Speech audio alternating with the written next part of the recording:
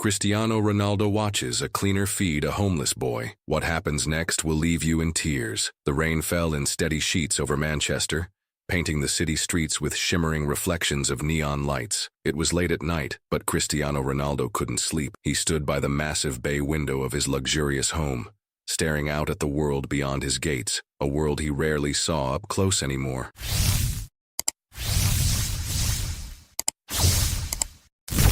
The fame, the wealth, the endless interviews, it had created a gilded cage around him. Yet tonight, something outside caught his eye. A figure moved under the flickering street lamp near his driveway. At first glance, it seemed like just another passerby seeking shelter from the storm. But as Ronaldo squinted through the glass, he noticed two people huddled together beneath a flimsy umbrella. One was a woman, her uniform suggesting she worked as a cleaner. The other was a small boy clutching what looked like a half-eaten sandwich. Ronaldo leaned closer, intrigued. What were they doing here? His security system hadn't alerted him to any intruders, so they must have been harmless. Still, curiosity tugged at him. Quietly, he grabbed his coat and slipped out the side door, careful not to disturb anyone inside. The cold air hit him instantly, sharp and biting, but he barely noticed. All he could focus on was the quiet conversation happening below. "Eat slowly, sweetheart," the woman whispered, her voice soft despite the howling wind. "We don't have much,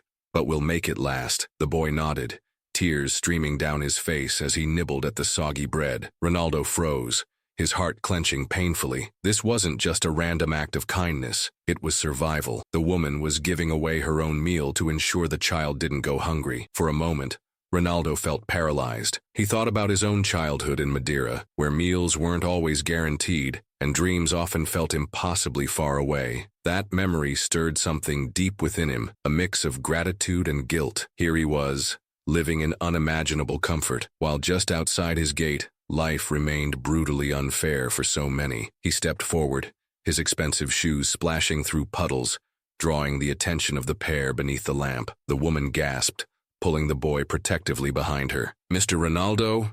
she stammered, clearly shocked to see one of the most famous athletes in the world standing there in the pouring rain. "It's okay," Ronaldo said gently, raising his hands to show he meant no harm. I saw what you did for him." He gestured toward the boy, who peered shyly from behind the woman's leg. "Why are you out here?" The woman hesitated, clearly unsure whether to trust him. Finally, she sighed and looked down. "I work late shifts cleaning offices nearby. Sometimes I bring leftovers if I can afford them. Tonight, this little one wandered into the building looking for scraps. I couldn't leave him alone." Ronaldo's throat tightened. He crouched down to meet the boy's gaze. "What's your name?" he asked softly. "Luca," the boy mumbled, clutching the remnants of the sandwich tighter. "Well, Luca, I think you're very brave." Ronaldo smiled, though his eyes betrayed the sadness swelling inside him. Turning back to the woman, he added, "And you're remarkable. Not everyone would do what you've done tonight." She shook her head quickly, embarrassed. "It's nothing special, just trying to help where I can."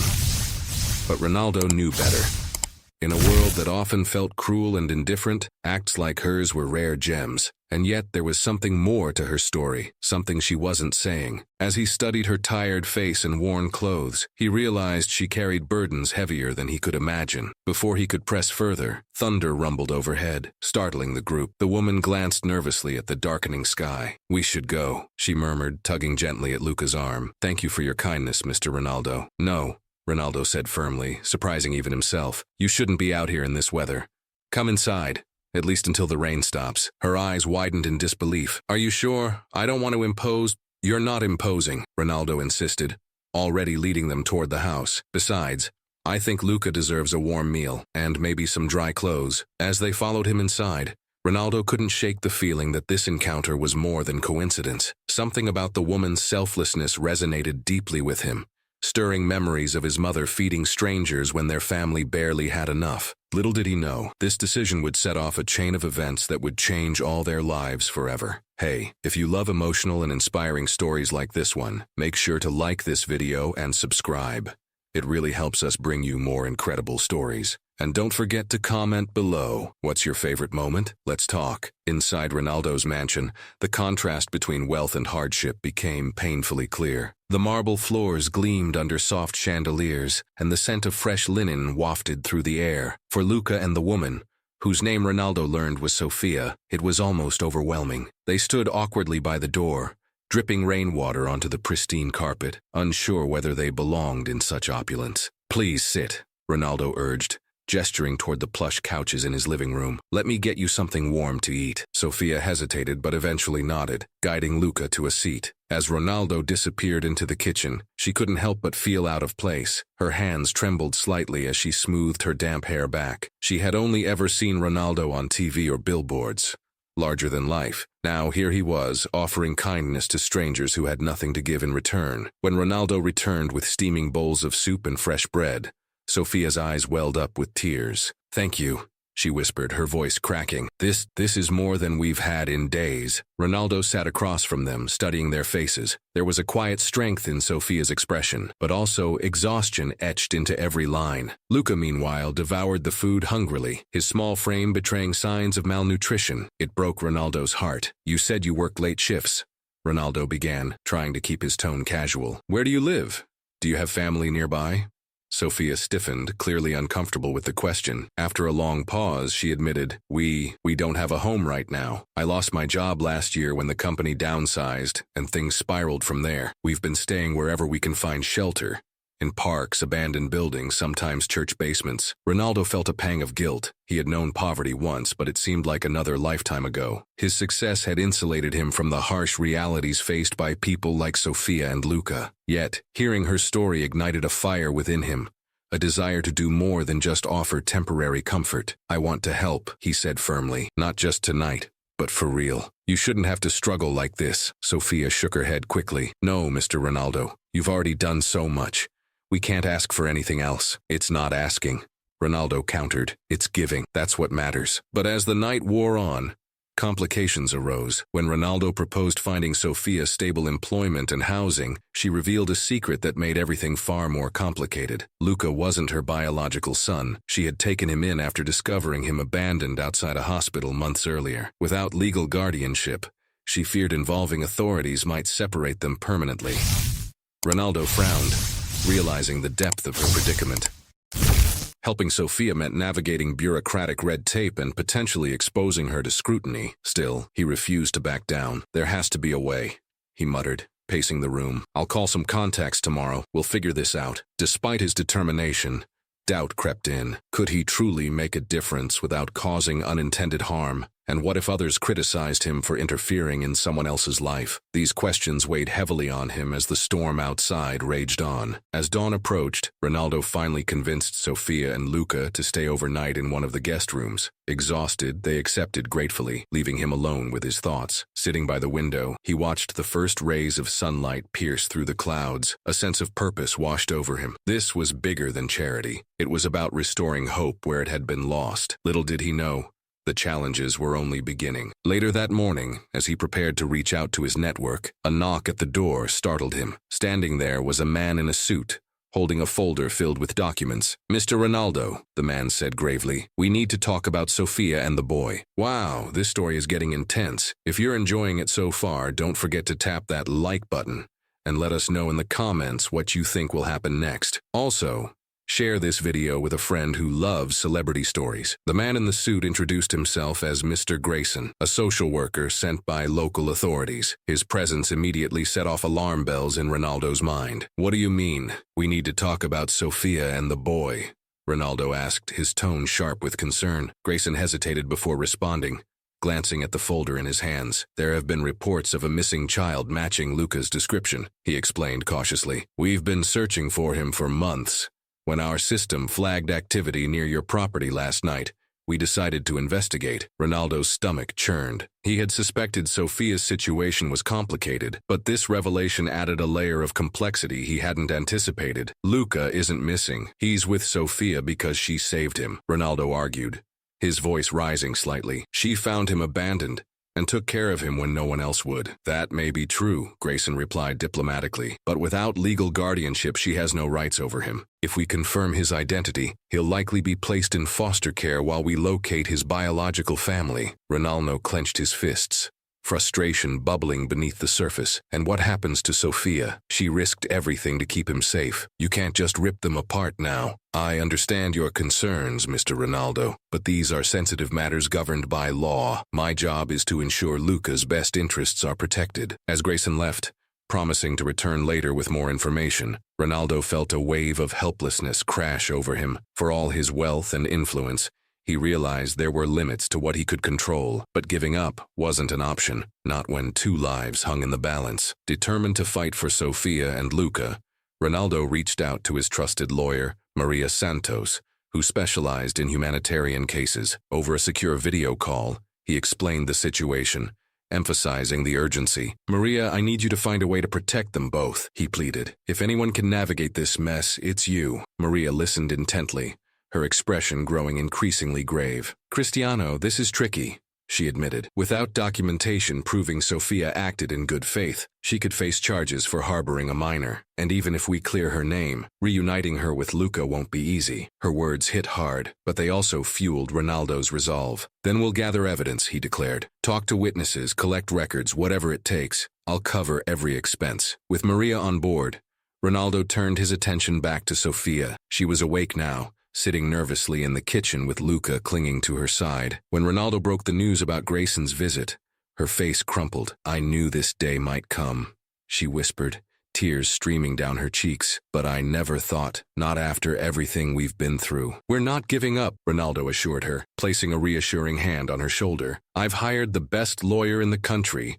We'll fight for you and for Luca." Over the next few days, Ronaldo threw himself into the case. He accompanied Sophia to meetings with Maria, helped track down hospital staff who remembered finding Luca, and even visited community centers where Sophia volunteered. Each step brought them closer to building a solid defense, but time was running out. Grayson had scheduled a court hearing to determine Luca's future, and the pressure mounted with each passing hour. On the eve of the hearing, Ronaldo received a call from Maria. Her voice trembled with excitement. "Cristiano, we found something big," she said. "One of the nurses recalled seeing a note tucked inside Luca's blanket when he was abandoned. It mentioned Sophia's name and contact details." Ronaldo's heart raced. "Does that mean—" "It means Sophia didn't just take him in randomly," Maria explained. "Whoever left Luca intended for her to find him.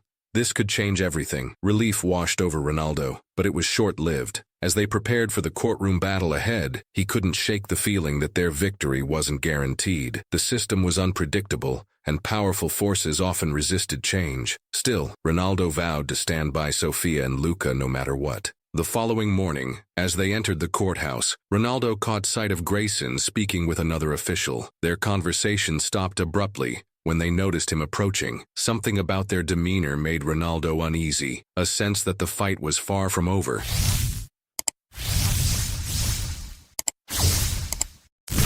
We're about to reveal something shocking, but before we do, take a second to subscribe and turn on notifications so you never miss an emotional story like this one. And tell us, if you were in this situation, what would you do? The courtroom was tense, filled with an air of anticipation that seemed to press down on everyone inside. Ronaldo sat beside Sophia and Luca, his presence both a comfort and a statement. Reporters crowded the hallways outside, eager for any update on the high-profile case involving one of the world's most famous athletes. But Ronaldo wasn't there for the attention. He was there to fight for justice. As the hearing began, Grayson presented his argument. Luca needed stability, which could only come from reuniting him with his biological family or placing him in foster care. The evidence against Sophia was circumstantial at best, but without legal guardianship, her role in Luca's life remained precarious. Maria countered with the breakthrough discovery, the note found with Luca as a baby. "This proves intent," she argued passionately. "Whoever abandoned Luca wanted Sophia to take care of him. She didn't act impulsively. She acted out of compassion and responsibility." The judge listened intently, her expression unreadable. For what felt like hours, testimonies continued. Hospital staff recalling Sophia's frequent visits, neighbors describing her kindness, even a teacher who remembered Luca lighting up whenever Sophia picked him up after volunteering at a community center. Finally, it was Ronaldo's turn to speak. Standing before the court, he took a deep breath and began. "Your Honor," he said, his voice steady but tinged with emotion, "I've spent my life chasing success on the field, but nothing has ever mattered more to me than this moment right now. Sophia didn't just save Luca's life. She gave him hope when the world had turned its back. She taught him love, resilience, and humanity in its purest form. He paused, glancing at Sophia, whose eyes glistened with tears. I know I'm not a lawyer or an expert in these matters, but I do understand something about second chances. I grew up poor, and if it weren't for people believing in me, I wouldn't be here today. Sophia deserves that same belief. From all of us. The room fell silent, the weight of his words sinking in. Even Grayson appeared moved, though he maintained his professional demeanor. After a brief recess, the judge returned with her decision. Based on the evidence presented, she announced, and considering the unique circumstances surrounding Luca's abandonment, I rule that Sophia is granted temporary custody pending further investigation. Additionally, given Cristiano Ronaldo's involvement and resources, I see no reason why he cannot provide additional support during this transitional period. A wave of relief swept over the room. Sophia gasped, clutching Luca tightly as tears streamed down her face. Ronaldo exhaled deeply, feeling a mix of triumph and gratitude. They had won, for now. But Ronaldo wasn't done yet. Determined to ensure Sophia and Luca's future was secure, he announced plans to establish a foundation aimed at supporting families in similar situations. Through partnerships with social services, legal aid organizations, and community programs, the initiative would focus on keeping vulnerable children with caregivers who truly cared for them. In the weeks that followed, Ronaldo worked tirelessly alongside Sophia to rebuild their lives. He helped her secure permanent housing, enrolled Luca in school, and provided financial assistance to ease their transition. More importantly, he became a mentor to Luca, teaching him soccer skills and instilling confidence in the boy who once thought he had no future. One evening, months later, Ronaldo visited Sophia and Luca at their new home, a cozy apartment decorated with photos of happier times. As they shared dinner together, Luca looked up at him with shining eyes. "Do you think I can be like you someday?" he asked shyly. Ronaldo smiled, ruffling the boy's hair. "You already are, Luca. You're brave, kind, and full of potential. Just promise me one thing. Never stop fighting for what you believe in." Sophia watched the exchange, her heart swelling with gratitude. "Cristiano," she said softly, "you didn't just change our lives. You reminded us that kindness still exists in this world and that it always comes back tenfold." As Ronaldo left that night, he glanced back at the warm glow emanating from their windows. In helping Sophia and Luca, he had rediscovered a part of himself long buried beneath fame and fortune. This wasn't just about charity. It was about connection, humanity, and the power of compassion to transform lives, including his own. What an incredible story. If you loved it as much as we did, make sure to like, comment, and share this video with your friends. Your support helps us bring you even more amazing celebrity stories. And don't forget, new videos every week. See you next time.